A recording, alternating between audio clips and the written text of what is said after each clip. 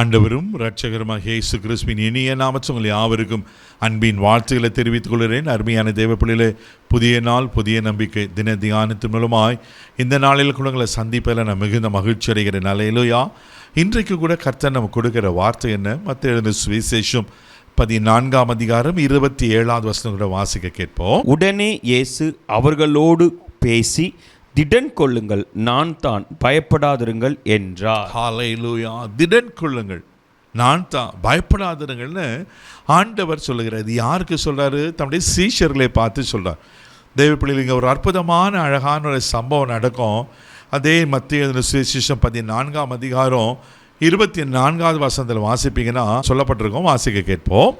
அதற்குள்ளாக படவு நடுக்கடலிலே சேர்ந்து எதிர்காற்றாய் இருந்தபடியினால் அலைகளினால் அளவப்பட்டது.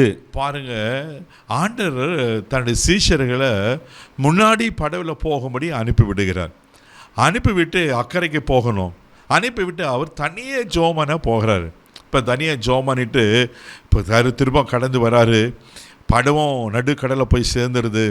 இப்படியாப்பட்ட சூழ்நிலையில் என்ன நடக்குன்னா, அங்கே வசனம் அழகாக சொல்லப்பட்டிருக்கு, எதிர்காற்றாய் இருந்தபடினால அலைகளினால் அளவுப்பட்டது. பயங்கரமான காற்று, படவு அலசடி படுகிறது, மேலே கீழே. அப்படியே சீஷர்கள் எப்படி இருக்குன்னு யோசித்து பாருங்கள். ஆமேன். அவங்க பயந்து கலங்கி போகிறாங்க. அப்படிப்பட்ட சமயத்தில் இயேசு 4ஆம் ஜாமத்தில் நடந்து வருகிறார். நீங்கள் வாசிப்பீங்க, நாங்கள் அழகாக சொல்லப்பட்டிருக்கோம். 25வது வசனம் கூட வாசிக்க கேட்போம். இரவின் 4ஆம் ஜாமத்திலே இயேசு கடலின் மேல் நடந்து அவர்களிடத்திற்கு வந்தார். ஹல்லேலூயா. இப்போ இயேசு கடல் மேல் நடந்து வராரு.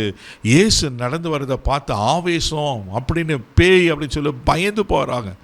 ஒரு பக்கம் கடல் கொந்தளிக்கிறது, பெருங்காற்று, படவு ஆடுது. இன்னொரு பக்கம் பார்த்தீங்கன்னா, ஆமாம், 4ஆம் ஜாமத்தில் ஒரு மனுஷன் கடல் மேல் நடந்து வந்தால் எப்படி இருக்கும் யோசித்து பாருங்கள். அதனால தான் அங்கே சொல்லப்பட்டிருக்கு, அங்கே பயப்படுறாங்க.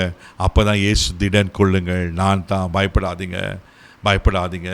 தேவ பிள்ளையே, உங்கள் வாழ்க்கையில் கூட இப்படிப்பட்ட சூழ்நிலையில் கடந்து வந்து கொண்டிருக்கீங்களா? எதிர்காற்று வீசுகிறது போல் வீசிக்கொண்டிருக்கா? ஒருவேளை ஆவேசம் போல் ஏதோ ஒரு பிசாசு தொல்லை, மனுஷர் தொல்லை, ஆஃபீஸில் தொல்லை, இப்படி பலவிதமான மனுஷருடைய த்ரெட்டனிங்ஸ் உங்களை பயமுறுத்தி கொண்டிருக்கா? பயப்படாதீங்க, திடன் கொள்ளுங்கள், அவர் உங்களோடு கூட இருக்கிறார். ஹல்லேலூயா. ஆமென். அப்போது பேதுரு கேட்பார், ஆண்டவரே நீரானா நான் நடந்து வரட்டுமா? நடந்து வர சொல்வார். பேதுரு நடந்து வருவார்.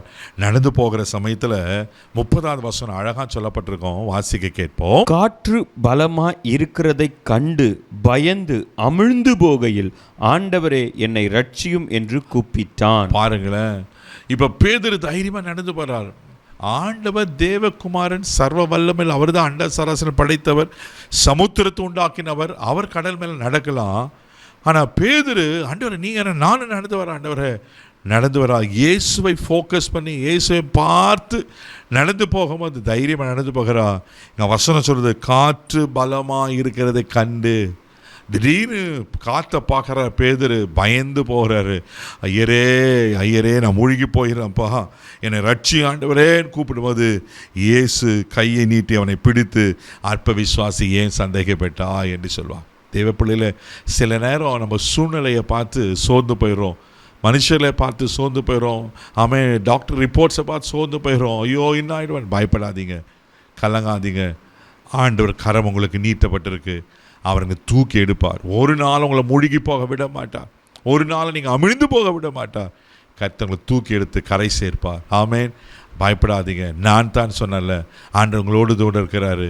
அவர் சூழ்நிலைகளை மாற்றுகிற கர்த்தர். காற்றாக இருந்தாலும், கடலாக இருந்தாலும், கொந்தளிப்பாக இருந்தாலும் அடக்கிற கர்த்தர் எல்லா சூழ்நிலையை மாற்றி உங்களை ஆசீர்வதிக்க உண்மையில் இருக்கிறார். கண்களை மூடி நமச்சு வைக்கலாம். தகப்பனே, உமக்கு நன்றி சொல்லி துதிக்கிறோம், ஸ்தோத்திரப்பா. ஆண்டவரே, இந்த வழியில் கூட பரிசுத்த ஆவியானுடைய ஆளுகைக்கு ஒப்பு கொடுக்குறப்பா. ஆமென். யார் யார் எப்படிப்பட்ட சூழ்நிலைகளை நிமித்தம் ஆண்டவரே உமக்கு நன்றி. ஆண்டவரே, எதிர்காற்றுகளை போல பிரச்சனைகளை சந்தித்து ஆண்டவரே மூழ்கி போகிறது போல கலங்கி கொண்டு இருப்பாங்கன்னா, ஆண்டவர் பயப்படாதிருங்கள் சொன்ன கர்த்தர் எல்லாம் பயத்துக்கும் அங்கே விலக்கி எல்லா சூழ்நிலையை மாற்றி அன்றைக்கி பேதுருவை கரம் பிடித்து தூக்கி எடுத்த கர்த்தர் இன்றைக்கு இவங்களை தூக்கி எடுத்து நிலை நிறுத்தும்படியாக நாங்கள் ஜெபிக்கிறோம்ப்பா. எல்லாம் ஆசீர்வதி. இந்த நாள் முழுதும் கரம் எடுத்து நடத்தும். தெய்வீக பாதுகாப்பு ஒப்புப்படுகிறேன். மகிமை மக்கள் செலுத்துகிறேன். இயேசுவின் மூலம் ஜெபம் கேளும் பிதாவே, ஆமென். அவர் கரம் உங்களோடு இருக்குது. தைரியமாக போங்க. God bless you.